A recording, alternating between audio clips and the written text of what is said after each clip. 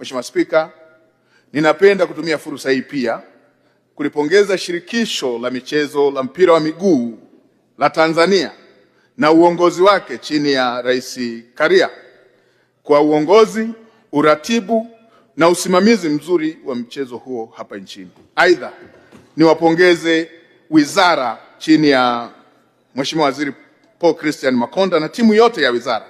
Kupitia uongozi huo, kwa mara ya kwanza Tanzania imefanikiwa kuingiza vilabu 4 pamoja katika hatua ya makundi ya mashindano ya klabu bingwa barani Afrika, na timu ya taifa imeweza kucheza 16 bora, ambapo ni hatua ambayo ni ya mfano kwa ukanda wa kwetu na kwa nchi yetu. Vilabu vilivyoingia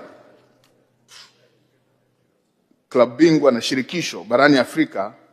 ni pamoja na klabu ya michezo ya Yanga, timu ya wananchi, klabu ya Yanga klabu ya michezo ya Simba wana wenyeji,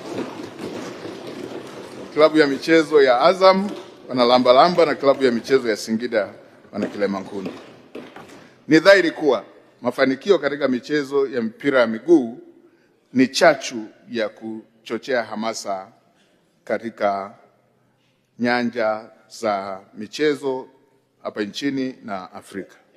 Nizipongeze klabu za Simba na Yanga kwa mafanikio Yanga na Simba kwa mafanikio makubwa ambayo zimefikia kuchora ramani ya mpira hapa nchini. Katika mwaka 2026-2027 ni dhahiri kwamba mafanikio katika michezo ya mpira wa miguu na michezo mingine kwa ujumla ni matokeo ya uwekezaji na hamasa iliyotolewa na Mheshimiwa Daktari Samia Suluhu Hassan, Rais wa Jamhuri ya Muungano wa Tanzania, na mafanikio hayo sio tu yanaleta burudani kwa mashabiki bali yanatoa fursa ya ajira na uwekezaji kwa vijana.